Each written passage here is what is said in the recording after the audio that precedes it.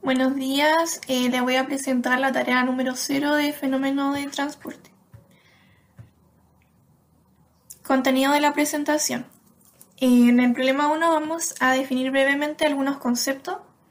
En el problema 2 vamos a plantear un flujo, vamos a calcular el rotacionar de un campo vectorial, también encontrar la función potencial y el cálculo de algunas integrales y E2. Problema número 1. ¿Qué es un número dimensional? Un número dimensional es un número que no tiene unidades físicas que lo definan y que por lo tanto es un número puro. En muchos campos de la ingeniería son conjuntos de variables que proporcionan estimaciones de orden de magnitud sobre el comportamiento de un sistema. Por otra parte, el número de Reynolds es un grupo adimensional que es muy común en la dinámica de fluido. Expresa la relación entre la fuerza inercial y la fuerza viscosa en un fluido que fluye y representa una forma de cuantificar la importancia de estos dos tipos de fuerza en un conjunto dado de condiciones de flujo. Ahora, la pérdida de carga es una medida de la reducción de la altura total del fluido a medida que se mueve a través de una tubería. Está presente debido a la fricción entre entre el fluido y las paredes de la tubería. También la fricción entre las partículas del fluido adyacente a medida que se mueven entre sí. Y también debido a la turbulencia causada cuando el flujo es redirigido o afectado de alguna manera por componentes tales como la entrada y salida de tuberías, las bombas, las válvulas, etc. Ahora la viscosidad.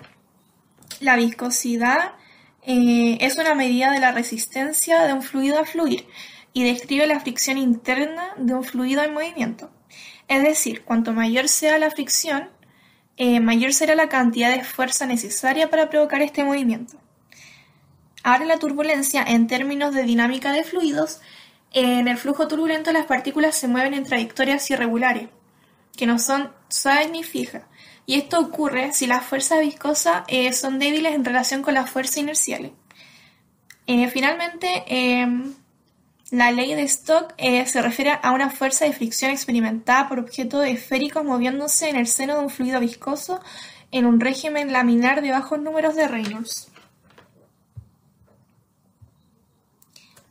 Ahora en el problema 2 nos pedían dibujar la región descrita y plantear el flujo. Bueno, para dibujarlo, primero dibujé esto, la parábola 4 menos i al cuadrado, que estaba en el eje Z e Y. Bueno, y como estaba en 3D, se proyectaba así. Pero tenía unos cortes en x igual a 3 y en x igual a 2 y un plano en el corte, o sea, un plano por abajo en z igual a 1. Entonces quedaba como un invernadero. No estaba en 0, sino que estaba como levantado una unidad por el eje Z. Y bueno, proyectado en el plano XY quedaba así. Para encontrar estos vértices tuve que intersectar el plano Z igual a 1 y la parábola Z igual a 4 menos i al cuadrado. Obteniendo eso, menos raíz de 3 más raíz de 3. Ahora para plantear el flujo lo que utilicé la integral de línea. La integral de superficie.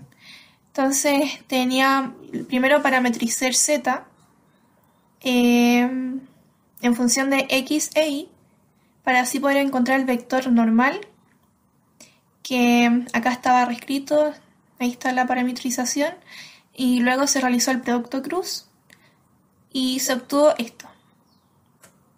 Bueno, eso después, este era el campo vectorial y como estaba parametrizado el Z, lo reemplacé ahí, el 4 menos i al cuadrado, y se obtuvo esto. Y ya, como estaba listo el vector y listo el vector normal, el vector normal y el campo vectorial, se realizó el producto punto y se obtuvo esto. Ahí está la integral de línea, o sea, los límites de la integral de 2 a 3 por el eje X y de menos raíz de 3 a más raíz de 3 en el eje Y. Ahora también se pudo haber hecho por por Gauss, por el teorema de la divergencia, donde se derivaba este componente respecto a X, este componente respecto a Y y este componente respecto a Z. Esos se sumaban y se obtuvo esto. Lo hice al final por los dos métodos. Y bueno, los límites de la integral son los mismos que acá. Y se agrega como es volumen, desde z igual a 1 a z igual a 4 menos y al cuadrado. Y ahí se obtiene la integral. El flujo que pedían. Ahora, para la B, había que calcular el rotacional y también preguntaban si era una magnitud escalar o vectorial. Una magnitud vectorial. Dado que esto es un vector y su resultado también un vector. Entonces, así se calcula el rotor de un vector. La derivada de, si esto le llamamos P, Q, R, se deriva el R respecto a I, luego se resta con la derivada de Q respecto a Z, y así en cada componente. Se realizó eso y se obtuvo un vector nulo. Entonces, ese es el resultado de la B. Ahora, en la C, determina si existe una función escalar tal que la divergencia de esa función es igual al campo vectorial. Bueno, dado que en B se dio 0, significa que es un campo irrotacional y conservativo en todo el volumen de control. Y por lo tanto existe una función potencial tal que la divergencia de la función de esta función nos da el vector, el campo vectorial B. Entonces ahí sabemos que la divergencia de una función es la derivada de la función respecto a X, la derivada de la función respecto a Y, la derivada de la función respecto a Z. Y eso lo igualamos al vector, al campo vectorial. Y bueno, acá se integró el primer término, luego se derivó, después se integró nuevamente, se reemplazaron, bueno, está todo detallado en la memoria de cálculo. Y bueno, llegamos a una expresión así, más C, y dado que el C era una constante, le dimos cualquier valor. Yo le puse el valor de 1, pero podía ser cualquiera. Y esa fue llegamos a esta función potencial, tal que la divergencia de esta función nos da el vector B. Ahora en D. Nos pedían resolver esto.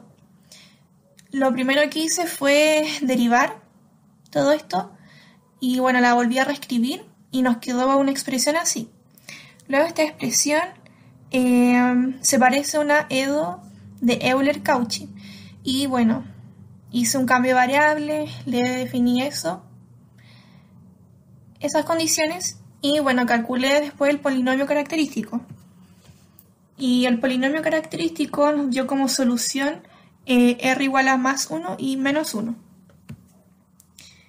Entonces, haciendo de nuevo el cambio de variable, la solución nos quedó así. C1 por E a la Z más C2 por E a la menos Z.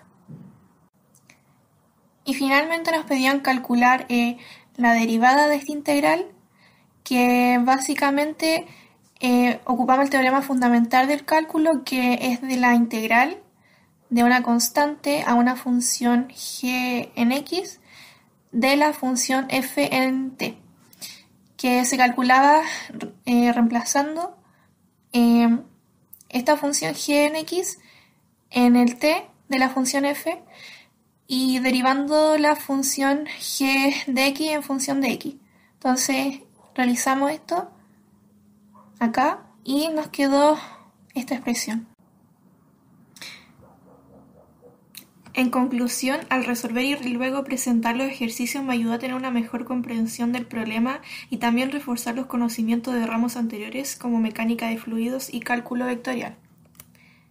Gracias por su atención.